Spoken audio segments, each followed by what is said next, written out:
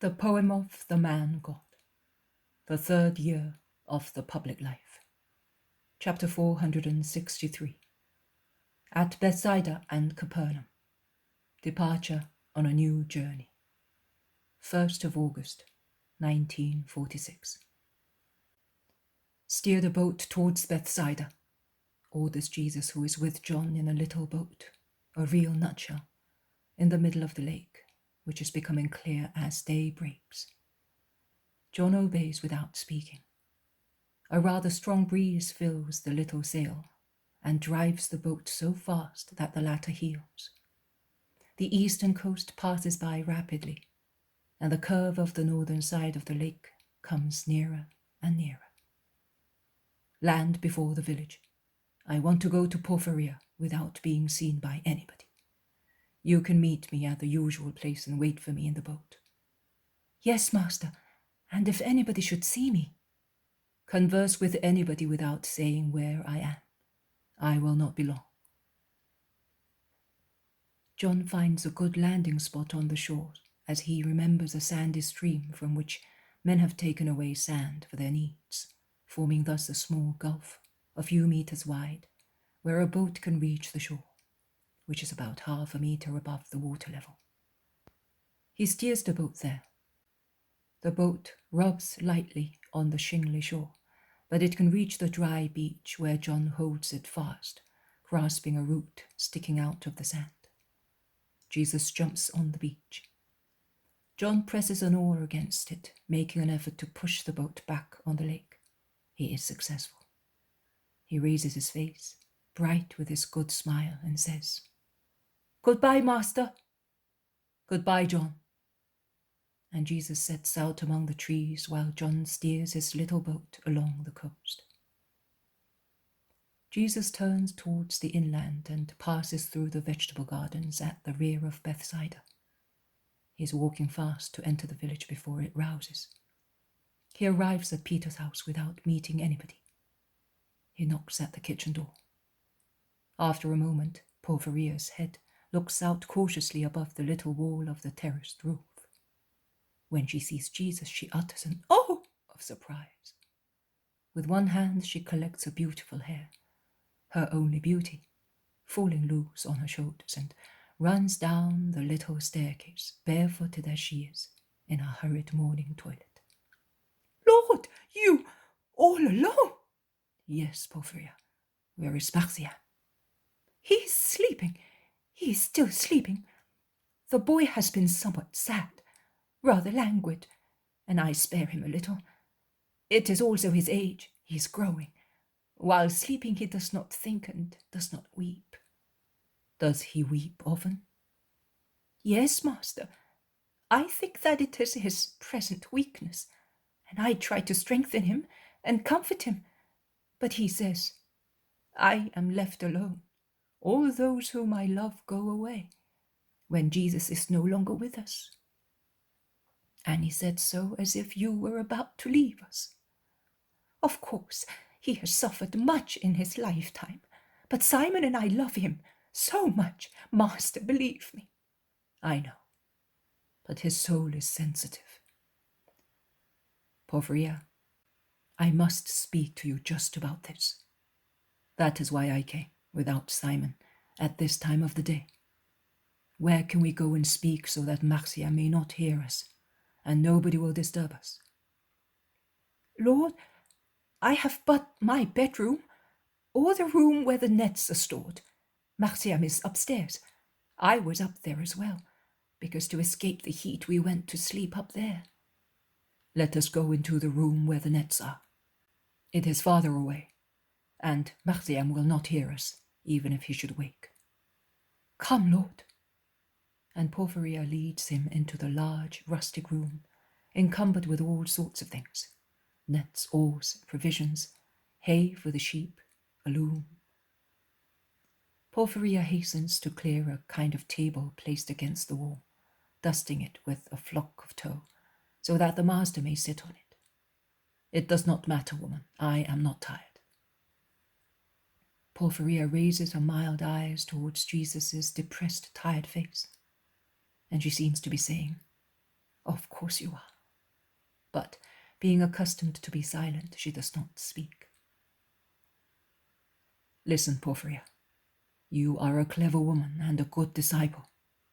I have been very fond of you since I met you, and it was with great joy that I accepted you as a disciple, and I entrusted the boy to you.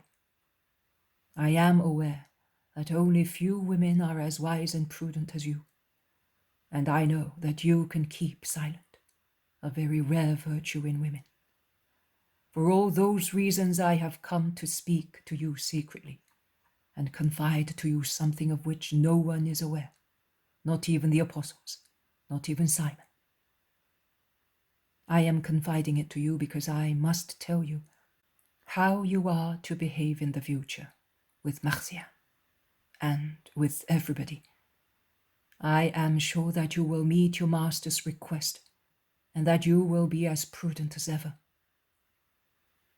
Porphyria, who has really become purple on hearing the praise of her lord, can only nod assent, as she is too moved to be able to utter any word expressing her agreement. She is, in fact, so timid and accustomed to being pressed by overbearing people, giving her orders, without knowing whether she is disposed to agree. Porphyria, I will never come back again to this part of the country. Never again, until everything is accomplished. You are aware of what I must accomplish, are you not? At these words, Porphyria drops her hair, which she was still holding against the nape of her neck with her left hand, and emits a sound which is more like a sob than a cry, and which she stifles, pressing her face with both hands, while she falls on her knees, moaning. I know, Lord, my God, and weeps so silently that her weeping is revealed only by the tears falling on the floor through her fingers compressing her face. Do not weep, Porphyria. I came just for that. I am ready. And ready are those who, by serving evil, will serve good. In actual fact, because they will cause the hour of redemption to begin. It could be fulfilled even now, because both they and I are ready. And every further hour that passes, or event which takes place, will do nothing but perfect their crime and my sacrifice. But also these hours, and they will be numerous, which are to pass before that hour, will serve. There is still something to be done and said, so that all the things which were to be accomplished, to make me known, may be done. But I will not come back here again. I am looking at this place for the last time, and I have come into this honest house for the last time. Do not weep. I did not want to go away without saying goodbye to you and giving you the blessing of your master. I will take Marciam with me. I will take him with me now, while going towards the Phoenician borders, and also later when I go down to Judea for the Feast of the Tabernacles. There will be no problem in sending him back here before the depths of winter. Poor boy, he will enjoy my company for some time. And then, Porphyria, it is not right that Marciam should be present at my hour. So you shall not let him depart for Passover. The precept, Lord. I absolve him from the precept. I am the master, Porphyria, and I am God, as you know. As God I can absolve, in advance, from an omission which is not even such, because I am commanding it out of justice. Obedience to my command is by itself absolution from the omission of the precept, because obedience to God, which is also a sacrifice for Marciam, is always superior to everything else. and I am a master. He who cannot measure the capability and reactions of a disciple, and does not consider the consequences which an effort greater than that which the disciple can stand may cause him, is not a good master. Also, when imposing virtuous deeds, one must be prudent and not exact a maximum which the spiritual perfection or the general strength of the person involved cannot give. By exacting too great a virtue or spiritual control as compared with the degree of spiritual, moral, and also physical strength attained by a person, one can cause a loss of the strength already stored up, as well as the shattering of the human being in its 3 degrees, the spiritual, moral, and physical ones. Marcian, poor boy, has already suffered too much, and is too familiar with the brutality of his fellow creatures, to the extent of almost hating them. He would not be able to bear what my passion will be, a sea of grievous love in which I will wash the sins of the world, and the sea of satanic hatred, which will try to overwhelm all those whom I loved, and to destroy all my work as a master. I solemnly tell you that also the strongest ones will bend under the pressure of Satan, at least for a short time. But I do not want Marcian to bend or to drink of that distressing water. He is innocent and is dear to me. I feel pity, much pity, for those who have already suffered more than their strength would permit. I have called back to the hereafter the soul of John of Endor. Is John dead?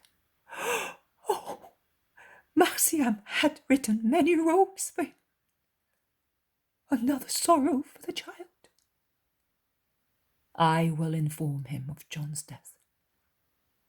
I was saying that I took him away from this world to preserve him as well from the impact of that hour.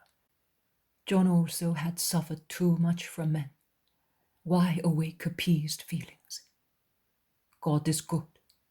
He tries his children, but he is not a rash experimenter. Oh, if men were able to do as much, how fewer hearts would be ruined, or, simply, how many fewer dangerous storms in hearts. But reverting to Marcian, he must not come to the next Passover.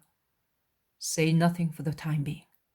When the time comes, say to him, the Master ordered me not to send you to Jerusalem, and he promises you a special reward if you will obey him. Marcian is good and will obey. Porphyria, that is what I want from you. Your silence, your loyalty, your love. Anything you want, my lord. You honor your poor servant too much. I do not deserve so much. Go in peace, Master and God. I will do what you want. But sorrow overwhelms her, and she collapses with her face on the floor. She had been kneeling all the time, relaxing on her heels, staring at Jesus' face. She collapses on the floor, completely covered by a mantle of her raven hair, sobbing in a loud voice. How grievous, Master! Oh, how grievous! What is coming to an end? What is coming to an end for the world? Particularly for us who love you, and for your servant, the only one who really loved me, who never despised me, who has never been overbearing with me,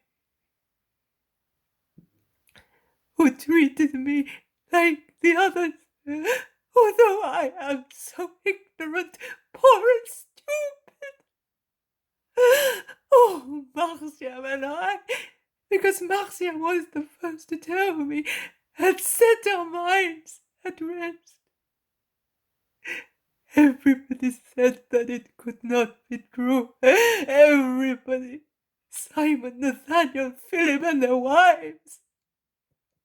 And they know they are learned. And Simon, yes, my Simon, if you choose him, he must be worth something. And they all said that it is not possible. But now you are saying it is. And we cannot doubt your word. She's really desolate and moving in her grief. Jesus stoops to lay a hand on her head. Do not weep thus. Marciam will hear you. I know. No one believes it. No one wants to believe it. And their very learning and love are the reason of their not believing. But it is so. Porphyry, I am going away. Before leaving you, I bless you now and forever. Always remember that I loved you and that I am pleased with your love for me. I will not say persevere in it. I know that you will, because the remembrance of your master will always be your solace, and you will take shelter in it. Your solace and peace, also at the hour of death. Consider then that your master died to open paradise to you, and that he is waiting for you there. Now stand up. I will go and wake Marciam and speak to him. Remove the traces of your tears and join us. John is waiting for me to take me to Capernaum. If you have something to send to Simon, prepare it. Remember that he will need his heavy clothes. Porphyria, a true, submissive, and obedient person, kisses Jesus' feet and is on the point of standing up when a wave of love makes her lose her head, and blushing deeply, takes Jesus' hand and kisses them once, twice, 10 times. She then stands up and lets him go. Jesus goes out and up to the terrace. He passes under a kind of canopy formed by sails stretched on ropes, under which are 2 little beds. Marciam is still sleeping with his face downwards, pressed against a little pillow. Only one cheekbone of his little dark face and a long lean arm can be seen outside the sheet which covers him. Jesus sits on the floor near the little bed and gently caresses the ruffled locks which fall on the pale cheek of the sleeping boy, who stirs but does not wake up as yet. Jesus repeats his gesture and bends to kiss on the forehead the face which is now uncovered. Marciam opens his eyes and sees Jesus beside him, bending over him. He can hardly believe it. Perhaps he thinks that he's dreaming, but Jesus calls him, and the youth then sits up and throws himself into Jesus' arms and takes refuge there. You are here, Master! I have come to take you away with me for some months. Are you glad? Oh, and Simon? He's at Capernaum. I came with John. Has he come back as well? He will be happy. I will give him what I wrote. I am not speaking of John of Endor, but John of Zebedee. Are you not glad? Yes, I am fond of him, but I am fond also of the other one, almost more. Why, Marciam? John of Zebedee is so good. Yes, but the other one is so unhappy, and I was unhappy too. And I still am a little. People who suffer understand and love one another. Would you be happy to learn that he no longer suffers? and that he is very happy? Of course I would, but he cannot be happy unless he is with you. Oh, is he perhaps dead, Lord? He is in peace, and we must be pleased with that, without being selfish, because he died as a just man, and because his spirit is no longer separated from ours. We have another friend praying for us. 2 large tears stream down Marciam's very thin, pale face, and he whispers, "It is true." Jesus says nothing further. Neither does he make any remark concerning the physical and moral state of Marciam, who has clearly grown weaker. On the contrary, he says, "Let us go. I have already spoken to Porphyria. She has certainly prepared your clothes. Tidy yourself up, because John is waiting for us. We will give Simon a surprise. Is that not his boat coming back to Capernaum? Perhaps he has been fishing on his way back." "Yes, it is that one. Where are we going, Lord?" "To the north, and then to Judea." "For a long time?" "Yes, for a long time." Marciam, excited by the idea of being with Jesus, gets up quickly and runs down to wash himself in the lake. And he goes back with his hair still wet, shouting, "I've seen John! He waved to me! He's at the mouth of the stream among the reeds!" "Let us go." They go downstairs. Porphyria is closing 2 bags, and she says, "I have decided to send the heavy garments later, by my brother, who will be coming to Gethsemane for the Feast of the Tabernacles. Both you and your father will be able to walk more quickly." And while she finishes tying the straps, she mentions what she has prepared: milk, bread, fruit. "We will take everything and eat in the boat. I want to go before the shore becomes crowded. Goodbye, Porphyria. May God bless you always, and may the peace of the just be always with you. Come, Marciam." They cover the short stretch of the road quickly, and while Marciam goes to John, Jesus goes to the boat, where he is soon joined by the 2 who run through the reed thicket and jump into the boat, and at once press an oar against the shore to push the boat out into deep water. The short voyage is soon over, and they stop at the little beach of Capernaum, awaiting Peter's boat, which is just arriving. The early hour saves them from being assailed by the crowds, and they can eat their bread and fruit in peace, lying on the sand in the shade of the boat. Simon does not know to whom the little boat belongs, and thus only when he sets foot on the shore and sees Jesus stand up from behind it, he notices him. "Master! And you, Marciam! How long have you been here?" "Just now. I called at Bethsaida. Be quick, we must leave at once." Peter looks at him but does not say anything. With his companions, he unloads the catch, the bags of garments, including John's, who at last can get dressed. And Simon asks something of his companion, who makes a gesture meaning, "Wait." They go to the house and enter. The remaining apostles gather there. "Make haste. We are going away at once. Take everything, because we are not coming back here," orders Jesus. The apostles cast sidelong glances at one another, and one group gesticulates to the other, but they obey. Actually, I think that they act quickly to be able to speak among themselves in the other rooms. Jesus remains in the kitchen with Marciam, and he takes leave of the landlords. But he does not say to them, "I will not come back again." Neither does he say so to the people of Capernaum, who meet him in the streets and greet him. He greets them in a simple manner, as he always does when departing. He stops only at Jairus' house, but Jairus is not back yet.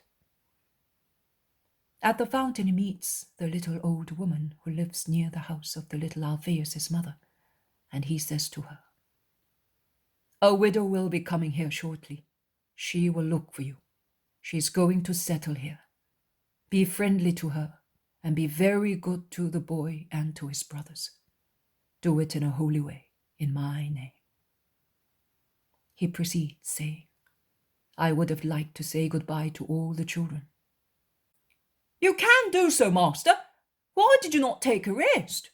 You're very tired. You look pale and your eyes are tired. It is not good for you. It is still warm, and you certainly did not sleep either at Tiberias or at Caesar's." "I cannot, Simon. I have to go to certain places, and time is short." They are near the shore. Jesus calls Peter's workmen and says goodbye to them, instructing them to take the little boat to the village before Hippo and give it to Saul of Zacharias.